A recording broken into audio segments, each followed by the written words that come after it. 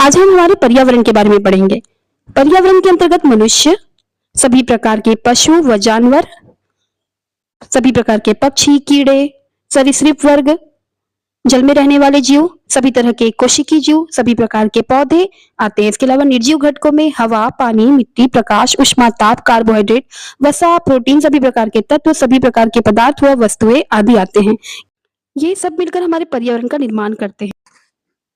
पर्यावरण हमारे चारों तरफ का वह आवरण, इसमें समस्त जंतु, पेड़ पौधे एवं निर्जीव घटक रहते हैं, पर्यावरण कहलाता है। पर्यावरण शब्द का अर्थ है परि, अर्थात ऐसा आवरण जो हमें चारों ओर से घेरे हुए है, पर्यावरण कहलाता है। पारिस्थितिक तंत्र के घटक। अब हम समझते हैं पारिस्थितिक तंत्र के घटकों के बारे में।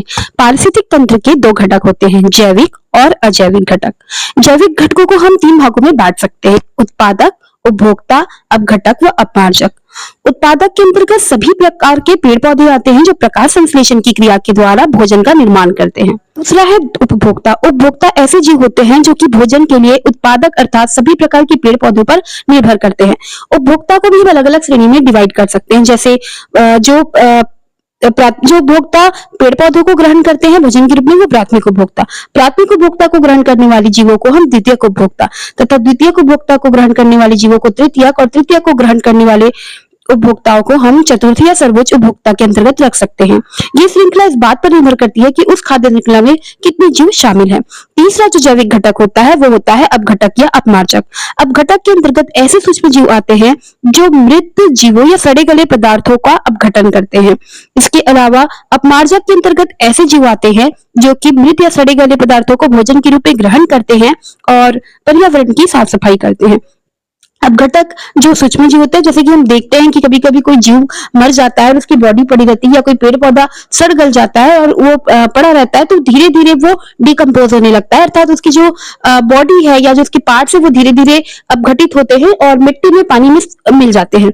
और अपमार्जक के अंतर्गत हम कौवा और तिलचट्टा को देख सकते हैं। हम देख सकते हैं कि कौवा जो होता है वो हम जो खाना वगैरह फेंक देते हैं उसको खाता है, या फिर सड़े गले मृत जीवों का मांस भी खाता है।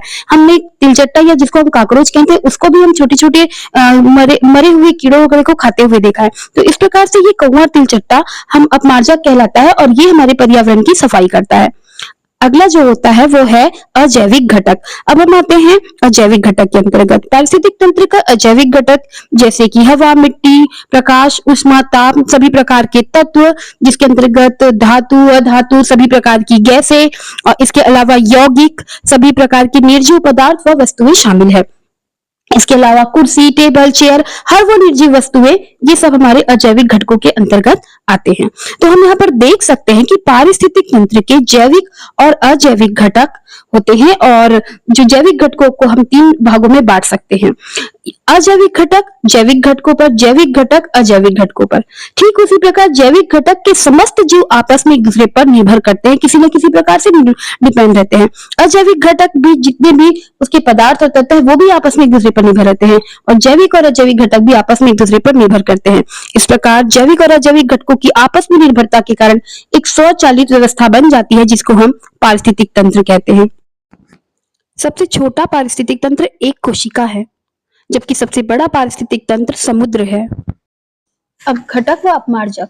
अब घटक ऐसे जीव होते हैं जो मृत जीवों और पदार्थों को तोड़कर उन्हें सरल यौगिकों में बदल देते हैं, अर्थात ऐसे सूक्ष्म जीव जो सड़े गले मृत जीवों व पदार्थों का अपघटन करते हैं, अपघटक कहलाते हैं। ये जीव प्राकृतिक रूप से मृत जीवों व पदार्थों को अपघटित करते हैं तथा पोषक तत्वों को वापस मिट्टी में पहुंचाते हैं। उदाहरण है जीवाणु, कवक। अगला है अपमार्जक। वे जीव जो सड़े गले मृत जीवों व पदार्थों को खाकर पर्यावरण की सफाई करते हैं, अपमार्जक कहलाते हैं। अपमार्जक प्राकृतिक रूप से सड़े गले पदार्थों व मृत जीवों को नष्ट करते हैं। उदाहरण है कौवा, कुत्ता, तिलचट्टा आदि। अपघटक व अपमार्जक का पर्यावरण में महत्व। अपघटक सड़े गले पदार्थों और मृत जीवों को अपघटित कर पर्यावरण की सफाई करते हैं, पोषक तत्वों को वापस मिट्टी में मिलाते हैं, प्राकृतिक चक्र बनाए रखते हैं और जैव विविधता को भी बनाए रखते हैं।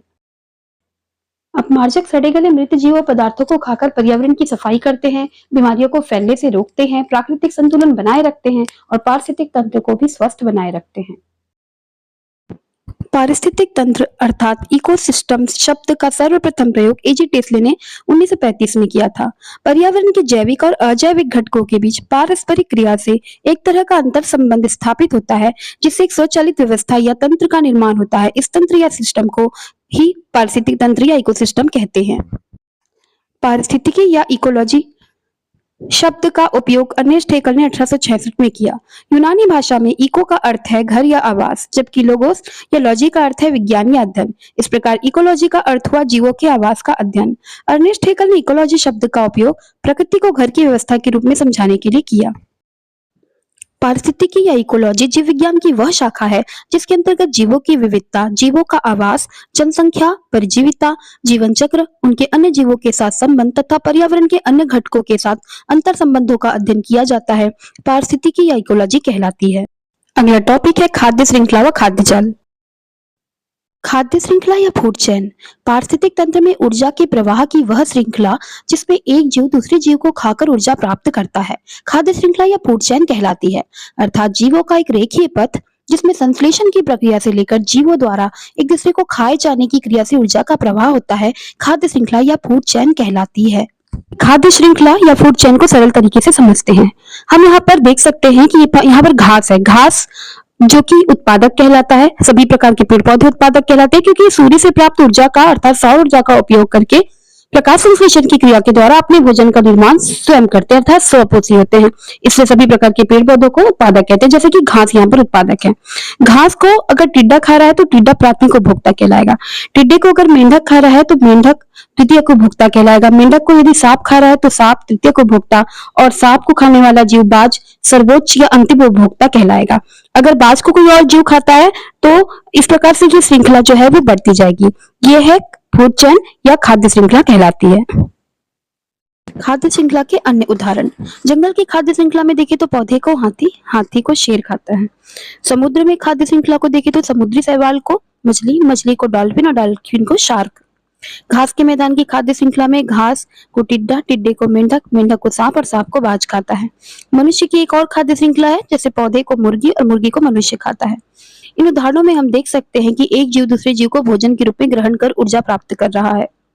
आगे हम समझते हैं खाद्य जाल या फूड वेब के बारे में। किसी पारिस्थितिक तंत्र में बहुत सारी खाद्य श्रृंखलाएं आपस में मिलकर जाल का निर्माण करती है, जिसे खाद्य जाल कहते हैं। अर्थात पारिस्थितिक तंत्र में परस्पर संबंधित खाद्य श्रृंखलाओं को एक साथ खाद्य जाल या फूड वेब कहते हैं। खाद्य जाल का उदाहरण, खाद्य जाल को हम एक उदाहरण से समझ सकते हैं। उपरोक्त उदाहरण में हम देख सकते हैं कि धान के खेत में धान के पौधे को खरगोश भी खा सकता है, चूहा भी खा सकता है और टिड्डा भी खा सकता है। खरगोश को सियार भी खा सकता है, खरगोश को बाज भी खा सकता है। इसके अलावा चूहे को भी सियार खा सकता है, चूहे को उल्लू खा सकता है, चूहे को सांप भी खा सकता है।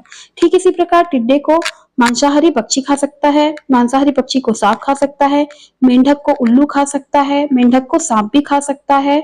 इस प्रकार से हम देखते हैं कि यहाँ पर बहुत सारी खाद्य श्रृंखलाएं आपस में मिलकर खाद्य जाल का निर्माण करती है। खाद्य जाल में ऊर्जा का प्रवाह सभी दिशाओं में होता है और यहाँ पर जीवों की संख्या भी खाद्य श्रृंखला की अपेक्षा अधिक होती है। खाद्य श्रृंखला व खाद्य जाल में अंतर। खाद्य श्रृंखला, पहला जीवों की श्रृंखला जो भोजन के आधार पर एक दूसरे से संबंधित रहती है, खाद्य श्रृंखला कहलाती है, जबकि विभिन्न खाद्य श्रृंखलाएं आपस में मिलकर खाद्य जाल का निर्माण करती है। दूसरा, खाद्य श्रृंखला में जीवों की संख्या कम होती है, जबकि खाद्य जाल में जीवों की संख्या अधिक होती है। तीसरा, खाद्य श्रृंखला में ऊर्जा का प्रवाह एक ही दिशा में होता है, जबकि खाद्य जाल में ऊर्जा का प्रवाह एक ही दिशा में होते हुए भी कई पथों में होता है। चौथा, इसमें एक उत्पादक से लेकर एक उपभोक्ता तक की श्रृंखला होती है, जबकि इसमें कई उत्पादक व कई उपभोक्ताओं की कई श्रृंखलाएं होती है। इसी तरह की और वीडियो पाने के लिए हमारे चैनल को सब्सक्राइब करें, लाइक करें और शेयर करें।